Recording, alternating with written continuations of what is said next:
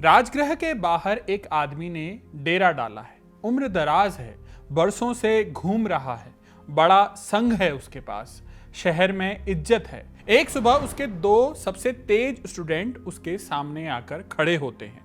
नाम था उपतिस और कोलित। दोनों बताते हैं कि वो दोनों जा रहे हैं किसी और टीचर के पास, और अकेले नहीं जा रहे, उनके पीछे संघ के 250 लोग भी जा रहे हैं। विनय पिटक, जो बौद्ध परंपरा का सबसे पुराना ग्रंथ माना जाता है, इस पूरे वाक्य के बारे में कहता है कि जब इन दो स्टूडेंट्स ने जाने की बात कही, उस टीचर के मुंह से गर्म खून निकल आया। इस टीचर का नाम था संजय बेलट्ठीपुत्र। गौतम बुद्ध और महावीर के समकालीन 2500 साल पुराने भारत में पैदा हुए इस दार्शनिक को मूर्ख कहा गया।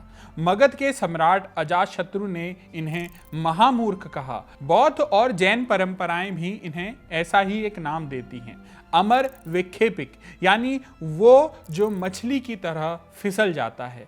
जबकि दिलचस्प बात यह है कि इन्हीं के दो शिष्य, जिनकी बात हमने ऊपर की थी, उपतिस और कोलित, आगे चलकर सारिपुत्र और मोग्गलान कहलाए, यानी महात्मा बुद्ध के दो सबसे बड़े शिष्य। अब सवाल ये कि जिसके शिष्य इतने महान हुए, वो टीचर मूर्ख क्यों कहलाया? जवाब सिंपल है। इन्होंने ये बताने से इनकार कर दिया था कि प्रशांत किशोर बांकीपुर चुनाव कैसे जीते। नमस्कार, मेरा नाम है कमल। आप देख रहे हैं मीमांसा, जिसमें आज बात करेंगे भारत के एक प्राचीन दार्शनिक की। बात वहीं से शुरू करते हैं। प्रशांत किशोर बांकीपुर चुनाव कैसे जीते? YouTube पर पिछले हफ्ते में इस सवाल पर कम से कम 200 वीडियो तो बने ही होंगे। हमने भी बनाया था, और इन वीडियो को खंगालिए और अंत में देखिए कि आपको सवाल का जवाब मिला या नहीं। इन वीडियो में दसियों वजहें पॉलिटिकल गणित आपको मिलेंगी। बीजेपी ने जीतने दिया, आगे की पॉलिटिक्स के लिए बीजेपी चूक कर गई, जाति का गणित था। ऐसे तमाम जवाब आपको मिलेंगे। अगर जवाब ना भी मिला तो वो कालजयी लाइन तो मिल ही जाएगी कि जब भी आपको लगता है आप बिहार को समझ गए, बिहार आपको झटका देता है। ये घिसी पिटी लाइन लगभग हर वीडियो में रिपीट हुई होगी, लेकिन एक जवाब आपको किसी वीडियो में, किसी विश्लेषण में नहीं मिलेगा। मुझे नहीं पता, आई डोंट नो। अब लाजमी सी बात है, अगर किसी को नहीं पता तो वो वीडियो ही बनाएगा क्यों? ये सही सवाल है। लेकिन अब अगला सवाल सुनिए। बांकीपुर चुनाव कैसे जीता गया, इसके तमाम जवाबों को और मुझे नहीं पता है को, इस जवाब को, इन दोनों को एक तराजू पे रखिए। बताइए किसका पलड़ा भारी होगा? ये पूरी बकवास मैंने इसलिए की क्योंकि संजय बेलट्ठीपुत्र के दर्शन को समझाने का इससे मौजूद उदाहरण मुझे नहीं मिला, क्योंकि वरना बात तो 2500 साल पुरानी है। 2500 साल पुराना दर्शन है जिसका कोई ओरिजिनल ग्रंथ तक नहीं बचा, जिसे आज कोई नहीं पूछता। फिर उसकी बात हम क्यों करें? बात इसीलिए की जानी चाहिए क्योंकि इसी की बात करने लायक है, क्योंकि ये वो दार्शनिक है जिसका जवाब आज सबसे ज्यादा वजन रखता है, जिसका जवाब आज भी सबसे सच्चा है, और जिसका दर्शन आज भी सबसे ज्यादा महत्व रखता है। क्या था संजय बेलट्ठीपुत्र का दर्शन? कौन थे ये? सूखा दर्शन अपन पसंद नहीं करते, इसलिए आइए कहानी पे चलते हैं। 2500 साल पहले का मगध, आज का बिहार। सैकड़ों लोग घर छोड़कर निकल पड़े थे। इन्हें श्रमण कहा गया, यानी वो लोग जिन्होंने घर बार, खेती परिवार छोड़ दिया और सोचने लग गए अलग अलग सवालों पर। अब इनके पास न किताब थी, न प्रेस, न कोई यूनिवर्सिटी, तो सब कुछ चलता था जुबानी, और सब कुछ खुली बहस से तय होता था। आप किसी शहर में पहुंचते, आपका संघ बनता, लोग आपको सुनने आते, फिर कोई दूसरा टीचर आपको आकर चैलेंज कर देता। This was called market of ideas, यानी आइडिया का बाजार, जिसमें बस लिखा हुआ कुछ नहीं था। इस बाजार का एक अनकहा नियम था, टीचर बनना है तो बन जाइए, लेकिन कोई पोजीशन लेनी पड़ेगी। कोई पूछे मरने के बाद क्या होता है तो जवाब देना होगा, देखते हैं से काम नहीं चलेगा। 6 लोग इस दौर में सबसे बड़े नाम थे। पूर्ण कश्यप, जो कहते थे कि कर्म का कोई फल नहीं होता, ना अच्छे का ना बुरे का। मक्खली गोसाल, जिनकी बात हमने मीमांसा के एक एपिसोड में की है, जो कहते थे कि सब कुछ पहले से तय है, आपकी कोशिश से कुछ होने वाला है नहीं। इसी तरह एक और मीमांसा के एपिसोड में हमने अजीत केशकंबली की बात भी की है, जिन्होंने कहा कि आदमी सिर्फ 4 तत्वों का जोड़ है और मरने के बाद उसमें से कुछ भी बचता नहीं। एक और नाम था पकुद कच्चायन, जो कहते थे कि दुनिया 7 अटल चीजों से बनी है और कभी बदलती नहीं है। इन्हीं के साथ एक और नाम था निगंठ नाटपुत्त, जिन्हें आज हम महावीर के नाम से जानते हैं। ये संयम की बात करते थे, बल्कि इनका पूरा अपना दर्शन है। इन्हीं लोगों में छठे थे संजय बेलट्ठीपुत्र। बौद्ध ग्रंथ खुद इनके बारे में लिखते हैं कि इनका संघ बड़ा था, स्टूडेंट बहुत थे, मशहूर भी थे और लोग इन्हें साधु मानते थे। ये तारीफ है और तारीफ उन लोगों के लिखे में दर्ज है जो इनके विरोधी थे। ये बात याद रखिएगा, आगे काम आएगी। देखिए, तो हुआ ये कि एक रात मगध के राजा अजातशत्रु को नींद नहीं आई। बौद्ध परंपरा के मुताबिक इन्होंने अपने पिता बिंबिसार की हत्या करके राजकाज हासिल किया था और उसके बाद इनका मन नहीं लग रहा था, कहीं परेशान थे। तो राजा एक एक करके सभी टीचर्स के पास पहुंचे, जो उस समय श्रमण परंपरा के बड़े टीचर्स थे। सवाल एकदम जमीनी पूछा, कुम्हार बर्तन बनाता है, नाई बाल काटता है, तीरंदाज तीर चलाता है, इन सब को अपने काम का फल यही मिल जाता है इसी जिंदगी में, जो दिखता भी है कि आप कोई काम करोगे तो उसका रिजल्ट मिल जाएगा। तो अजातशत्रु ने पूछा, फिर ये साधु होने का, श्रमण होने का क्या फल है? क्या ये इसी जन्म में मिलेगा? अब जो 5 लोग थे, हमने ऊपर 6 नाम गिनाए, 6 में से 5 लोगों ने कुछ कुछ जवाब दिया अपने अपने दर्शन के अनुसार। किसी ने कहा हाँ इसी जन्म में मिलेगा, किसी ने कहा नहीं कुछ नहीं मिलेगा, सब कुछ पहले से तय है, किसी ने कुछ कहा, किसी ने कुछ कहा, लेकिन सबने कुछ न कुछ कहा और साफ जवाब दिया। एक था जिसने कुछ नहीं कहा, जवाब नहीं दिया। ऐसा नहीं कि कुछ नहीं कहा, कुछ कहा। ये थे संजय बेलट्ठीपुत्र। संजय ने जो कहा उसे समझने के लिए पहले हमें उस जमाने में जो सवाल जवाब का तौर तरीका होता था वो थोड़ा समझना पड़ेगा।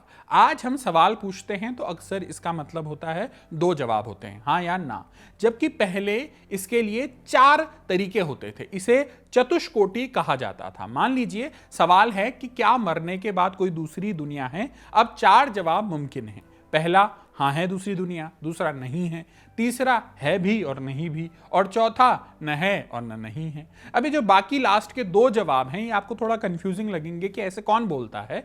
तो एक आसान मिसाल से समझिए कि कोई अगर पूछे कि आज का दिन कैसा था, तो आप कह सकते हैं हाँ अच्छा था, कह सकते हैं नहीं अच्छा नहीं था, कह सकते हैं थोड़ा अच्छा था थोड़ा बुरा था, यानी दोनों था, और ये भी कह सकते हैं कि ना अच्छा था ना बुरा था, बस बीत गया। तो चारों जवाब इस प्रकार से चतुष्कोटि में आते थे और सभी लोग इसी तरीके से सवालों के जवाब देते थे। हालांकि संजय बेलट्ठीपुत्र का जवाब एकदम अलग था।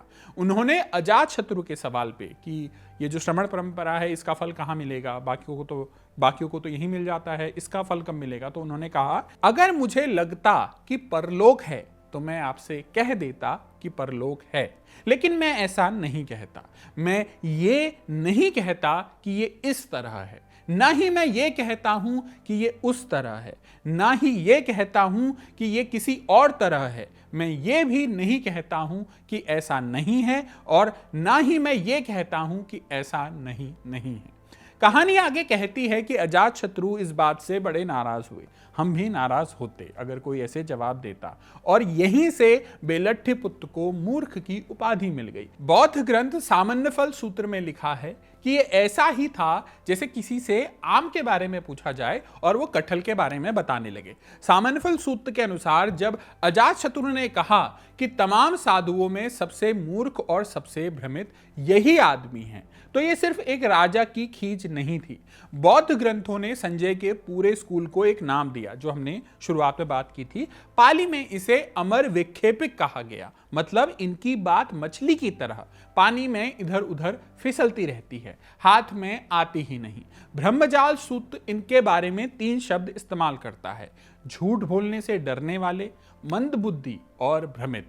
अब ये बातें तो कंपटीटर कह रहे हैं, यानी जो दर्शन इनके कंपटीटर हैं वो ये सब कह रहे हैं, लेकिन सवाल ये कि अगर संजय बेलट्ठीपुत्र मूर्ख थे या उनके बारे में जो भी उनके बारे में कहा गया वो सच था, तो जैसा हमने शुरुआत में बताया, बुद्ध के 2 शिष्य इनके शिष्य क्यों थे? कहानी के अनुसार बुद्ध के दो शिष्य सारिपुत्त और मोगलान पहले संजय बेलट्टीपुत्र के शिष्य थे। बुद्ध का दर्शन सुनने के बाद इन्होंने तय किया कि बुद्ध के पास जाएंगे और जाते जाते अपने गुरु से पूछा भी कि सर, अब ये तो सारी दुनिया बुद्ध की तरफ जा रही है, आप अकेले रहकर क्या करेंगे? इस पर संजय ने दोनों से एक सवाल पूछा, चलो मुझे एक बात बताओ, इस दुनिया में समझदार लोग ज्यादा हैं या बेवकूफ? चेलों ने कहा, गुरुजी, समझदार तो बहुत कम हैं, बेवकूफ ही ज्यादा है। संजय बेलट्टीपुत्र इस पर मुस्कुराए और बोले, तो फिर चिंता की कोई बात ही नहीं। जितने भी समझदार लोग हैं वो समझदार बुद्ध के पास चले जाएं और जितने भी बेवकूफ हैं वो मेरे पास आ जाएंगे। श्रीलंका के विद्वान के.एन. जयतिलके अपनी किताब early Buddhist theory of knowledge में लिखते हैं, अगर सारिपुत्त जैसा आदमी इनसे पढ़ता था तो ये मूर्ख नहीं हो सकते, कम से कम उतने तो नहीं जितना बताया गया, और एक सचमुच का मूर्ख आदमी इतना बड़ा संघ इकट्ठा नहीं कर सकता। तो ये ठप्पा मूर्खता का लगा क्यों? जयतिलके एक वजह बताते हैं जो एक दिलचस्प वजह मालूम पड़ती है कि उस दौर में और भी लोग थे जो इसी तरह सवालों से बचते थे, लेकिन वो कम से कम इतना कह देते थे कि इस रवैये से मन को शांति मिलती है। एक फायदा गिनाते थे। संजय जैसा उन्हें पेश किया गया ऐसा कोई दावा नहीं करते, मतलब आमतौर पे ऐसा कहते थे कि इतने सारे जवाब मैं नहीं दे रहा हूं या मैं कोई जवाब नहीं दे रहा हूं क्योंकि मन को शांति मिलेगी। लेकिन संजय बेलट्टीपुत्र ने कोई बहाना नहीं दिया। उन्होंने ऐसा नहीं कहा कि मैं ये कोई जवाब देने को तैयार नहीं हूं या जो मैं जवाब दे रहा हूं वो ऐसा क्यों है। उनका कोई दावा नहीं है। बाकी सब कुछ न कुछ बेच रहे थे। कोई मोक्ष बेचता था, कोई नियति, कोई शांति।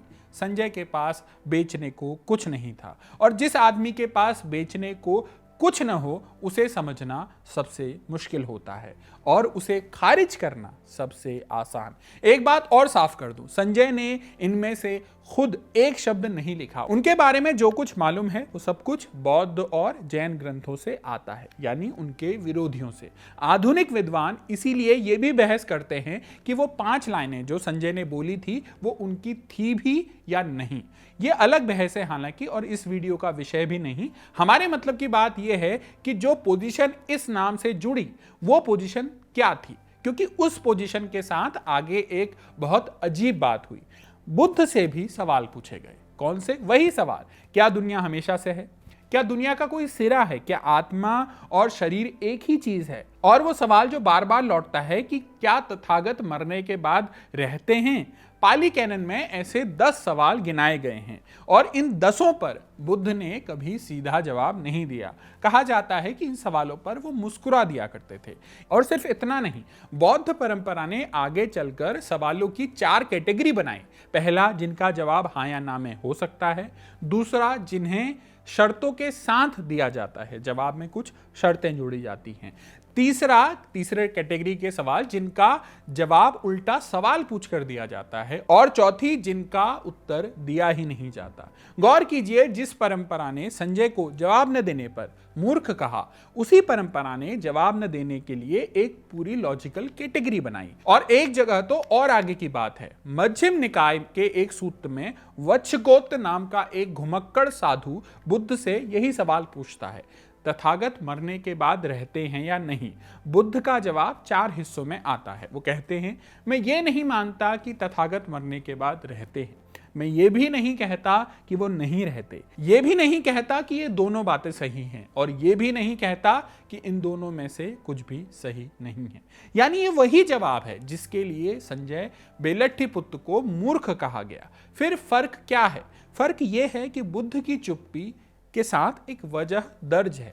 वो कहते हैं, इन सवालों का जवाब चाहे हो या ना हो उससे आपका दुख खत्म नहीं होगा। इस परंपरा के लिए बौद्ध दर्शन में एक मिसाल दी जाती है जो बौद्ध साहित्य की सबसे मशहूर मिसाल है। एक आदमी को जहर बुझा तीर लग गया है। अब उसके घर वाले डॉक्टर बुला लाते हैं, लेकिन वो आदमी कहता है, रुको, पहले ये पता करो कि तीर किसने चलाया, वो किस जात का था, उसका नाम क्या था, वो लंबा था या नाटा, धनुष किस लकड़ी का बना था, डोरी किस चीज की थी, तीर के पीछे किस पंछी का पंख लगा था। बुद्ध कहते हैं, ये सब पता चलने से पहले वो आदमी मर जाएगा। तो बुद्ध की चुप्पी एक रास्ते के बीच में खड़ी चुप्पी है। वो कहते हैं ये सवाल छोड़ो, ये सबसे कोई फर्क नहीं पड़ने वाला कि तीर किसका बना, कहां से मिला, इनसे तीर नहीं निकलेगा। और तीर निकालने का रास्ता बुद्ध ने बताया। जबकि संजय की चुप्पी, संजय भी चुप हो जाते थे लेकिन उनके साथ कोई आगे रास्ता दर्ज नहीं हुआ। उनकी चुप्पी फाइनल है, अंतिम है, अपने आप में अंतिम जवाब है। यानी एक चुप्पी मंजिल के रास्ते में थी जबकि दूसरी चुप्पी खुद मंजिल है। अब सवाल यह कि संजय बेलट्टीपुत्र का दर्शन क्या था। हमने कहानी पूरी जान ली और उनके आर्गुमेंट्स भी समझ लिए, लेकिन अभी भी यह समझिए कि उनका दर्शन क्या है। जो आदमी जवाब देने को तैयार नहीं, उसका दर्शन क्या हो सकता था। बौद्ध परंपरा के अनुसार बेलट्टीपुत्र के उत्तर ना देने के 3 कारण थे। पहला, ये बौद्ध परंपरा कहती है कि उन्होंने 3 कारणों से उत्तर नहीं दिया। पहला कि उत्तर देने में झूठ बोलने का डर होता है। दलील ये थी कि मुझे नहीं पता कि असल में क्या सही है और क्या गलत। अब अगर मैं फिर भी कोई राय दे दूं तो वो राय आई कहां से। वो या तो मेरी पसंद से आएगी, मेरे किसी प्रेजुडिस से आएगी, मेरे नापसंद से, सच से नहीं आएगी। यानी जो भी मैं बोलूंगा वो जानकारी नहीं होगी, वो मेरा पूर्वाग्रह होगा। मतलब अगर मुझे सच में पता नहीं है तो जो भी मैं बोलूंगा वो झूठ होगा। अब ऐसे ही जवाब न देने का दूसरा कारण है फंस जाने का डर, कि आपने एक बार पोजीशन ले ली, आपने कहा कि बांकीपुर का चुनाव इस वजह से हारे कि बीजेपी ने हराया, तो अब वो पोजीशन आपकी है, वो पोजीशन आपके साथ चिपका दी गई है। अब आप कल को अचानक अपनी पोजीशन बदलते नहीं हैं। आप क्या करते हैं, उसी जवाब का लगातार बचाव करते रहते हैं और यहीं से गड़बड़ शुरू होती है। आदमी अपनी बात बचाने में लग जाता है तो फिर वो सच को ढूंढना बंद कर देता है। उसके दिमाग में बस एक ही बात होती है कि मुझे जीतना है। अब तीसरा कारण जवाब न देने का, कि जिरह का डर। अब उस दौर में जो नियम थे बहस के, कि एक आदमी बहस में उतरता तो उसे एक बात कहनी होती, कि एक पॉजिटिव स्टेटमेंट देना पड़ता है या नेगेटिव भी, कि जिसे दूसरा काट सके। कि मान लीजिए मैं कह रहा हूं धरती गोल है, तो अब सामने वाला तर्क देगा कि नहीं गोल नहीं है, चपटी है, ऐसी है, वैसी है। तो कहने का मतलब कि बहस के लिए कोई ना कोई स्टेटमेंट देना जरूरी है। लेकिन संजय बेलट्टीपुत्र के पास कोई स्टेटमेंट नहीं है, उनके पास कोई पॉजिटिव स्टेटमेंट नहीं है, वो कोई दावा नहीं कर सकते। इसीलिए वो कहते हैं, या कहा जाता है कि उन्होंने जवाब नहीं दिया। ये बौद्ध परंपरा कहती है कि उन्होंने इसी कारण जवाब नहीं दिया, क्योंकि वो बहस में शामिल नहीं होना चाहते थे। बाहर से देखने वाले को हालांकि हमेशा ऐसा ही लगेगा ऐसे केस में कि ये आदमी डिबेट से भाग रहा है। अब तीनों डरों की जड़ में एक ही बात है जो बौद्ध ग्रंथों में दर्ज है। गलत बोलने का नतीजा होता है बेचैनी, और ये बेचैनी किसी भी रास्ते की रुकावट है। अब ये बात पूरी दर्शन को, जो संजय बेलट्टीपुत्र का दर्शन है, उसको बदल देती है, क्योंकि इससे हमें पता चलता है कि संजय के लिए ये सब जवाब देने की बातें या ये सवाल पूछने की जो बात है, ये कोई दिमागी कसरत नहीं है, ये एक डिसिप्लिन है मन को शांत रखने का। उनका कहना ये नहीं था कि जवाब देना बेकार है, उनका कहना ये था कि बिना जाने जवाब देना आपको अंदर से अशांत कर देता है, और वो अशांति आपके काम की नहीं। एक और बात, संजय बेलट्टीपुत्र का ये जवाब वैसा नहीं है जैसा हम कहते हैं कि पता नहीं, मुझे नहीं पता क्या है। पता नहीं कहने में आप एक चीज तो मानते ही हो, आप मानते हो कि जवाब तो है लेकिन मुझे नहीं पता। जैसे मान लीजिए डब्बा बंद है और मैं कहूं कि मुझे नहीं पता अंदर क्या है, तो कम से कम मैं ये मानूंगा कि अंदर कुछ न कुछ तो है। संजय की बात इससे आगे की है। वो ये नहीं कह रहे कि जवाब है, वो ये भी नहीं कह रहे कि जवाब है कि नहीं है। पश्चिम में इसी बात पर एक दर्शन का पूरा स्कूल खड़ा हुआ, जिसे स्केप्टिसिज्म या संदेहवाद या संशयवाद कहते हैं, जो कहता है कि कुछ भी तय नहीं हो सकता। आपने एक बात प्रूव कर दी तो जिस सबूत से प्रूव किया उसको भी प्रूव करना पड़ेगा, और ऐसे ये इन्फिनिट रिग्रेशन बन जाएगा। इस एक विचार ने पश्चिम में मॉडर्न दर्शन की नींव रखने में बड़ा इसका रोल था। देखिए 17वीं सदी में फ्रांसीसी दार्शनिक रेने डेकार्ट ने एक सवाल पूछा था। मान लीजिए कोई बहुत ताकतवर शैतान है और उसका एक ही काम है आपको धोखा देना। आपको लगता है आप कमरे में बैठे हैं, शायद कमरा है ही नहीं। आपको लगता है कि एक कप है, एक चेस बोर्ड है, लेकिन क्या पता, जो एक सवाल पूछा गया है हाइपोथेटिकल, क्या पता ये शैतान की कोई चाल है, क्या वो आपकी आंखों के सामने एक भ्रम पैदा कर रहा है? क्या पता आपकी हर याद, हर सोच, शायद सब कुछ वही शैतान बना रहा है। सवाल यह है कि ऐसे में आप किसी भी चीज पर भरोसा कैसे करेंगे? वो कौन सी चीज है जो ये तय करेगी कि ये सब कुछ एक शैतान नहीं कर रहा है? डेकार्ट इस हाइपोथेटिकल थॉट एक्सपेरिमेंट से ये नहीं कह रहे थे कि सच में कोई शैतान है, लेकिन वो एक चीज ढूंढ रहे थे कि क्या कोई एक बात है जिस पर शक न किया जा सके। आखिर में उन्हें एक चीज मिली, अगर मैं धोखा खा रहा हूं तो कम से कम धोखा खाने वाला कोई तो होगा, यानी सोचने वाला कोई ना कोई तो है। इसी से वो मशहूर लाइन आई, मैं सोचता हूं इसलिए मैं हूं, I think therefore I am. Sanjay के कोई 200 साल बाद यूनान में पिर्रो नाम के एक फिलोसोफर हुए। कहा जाता है कि वो सिकंदर की फौज के साथ पूर्व की तरफ आए थे और लौटकर उन्होंने जो पढ़ाया वो लगभग यही बात थी कि हर चीज पर फैसला टाल दो, किसी बात को पक्का मत मानो, और उसका फायदा यह है कि मन सुकून में रहता है। पिर्रो के नाम पर पश्चिम में एक पूरा स्कूल बना, स्केप्टिसिज्म, जैसा हमने पहले बताया। पिर्रो और डेकार्ट को उनके इस कथन के लिए महान दार्शनिक का ओहदा मिला। महान दार्शनिक दोनों माने जाते हैं, लेकिन संजय बेलट्टीपुत्र, उन्हें मूर्ख कहा गया। संजय की मौत कब हुई, कहां हुई, इसका कोई भरोसेमंद रिकॉर्ड नहीं है, जन्म का भी नहीं है। उनका पूरा नाम भी हमें सिर्फ इसलिए मालूम है क्योंकि किसी और परंपरा ने लिख कर दिया। उनके संघ का आगे क्या हुआ ये भी नहीं मालूम, और इसकी वजह उनकी फिलॉसफी में ही छिपी है। सोचिए, आप किसी चीज को आगे तब बढ़ा सकते हैं जब आपके पास आगे बढ़ाने के लिए कुछ हो। महावीर के पास संयम का एक पूरा ढांचा था, जैन दर्शन का एक पूरा तरीका था, बुद्ध के पास बौद्ध दर्शन का तरीका था, 4 आर्य सत्य थे। ये चीजें बताई जा सकती थी, रटाई जा सकती थी, दोहराई जा सकती थी। 1000 साल बाद भी किसी भाषा में इनका अनुवाद किया जा सकता था। लेकिन एक चीज का अनुवाद संभव नहीं है, चुप्पी। इस चुप्पी में संजय के पास एक डिसिप्लिन है। मत मानो कि मुझे पता है, चुप हो जाओ, लेकिन ये मत मानो कि मैं जानता हूं जब नहीं जानते हो। अब इस चुप्पी को, इस चुप रहने को ना आप ट्रांसलेट कर सकते हो, ना इसे किसी को पढ़ाया जा सकता है। हर आदमी को खुद इस जगह पर पहुंचना है। बुद्ध की परंपरा में आगे ज़ेन परंपरा डेवलप हुई जो कहती है शब्द बस संकेत हैं, कोई शब्द सत्य तक नहीं पहुंच सकता।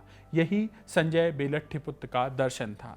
अजातशत्रु के सामने याद कीजिए 6 लोग बैठे थे। 5 ने राजा को पक्का जवाब दिया, कर्म का कोई फल नहीं होता, सब पहले से तय है, दुनिया 7 अटल चीजों से बनी है, आदमी मरकर खत्म हो जाता है। ये 5 जवाब आज हमारे सामने हैं, और इनमें से किसी को भी आज कोई पूरी तरह सही नहीं मानता। वक्त ने सबका इम्तिहान लिया है, लेकिन छठे आदमी ने कोई जवाब नहीं दिया था। वो आदमी नहीं जानता था और नहीं जानने पर टिका रहा। राजा ने उसे मूर्ख कहा और उठकर चला गया, लेकिन वो अकेला आदमी था जिसकी बात आज सबसे ज्यादा वैल्यू रखती है। जितने सत्य आए सब वक्त के साथ झूठ साबित हो गए। क्या मैं सच में कुछ जानता हूं? ये आज भी सबसे ईमानदारी भरा सवाल है। यानी संजय बेलट्टीपुत्र उस रोज अकेला आदमी था जिसने अपनी नजर में कम से कम उस रोज कमरे में सच बोला था। इसी के साथ आज का एपिसोड यहीं समाप्त करते हैं। कैमरे के पीछे थे मेरे साथी इरशाद,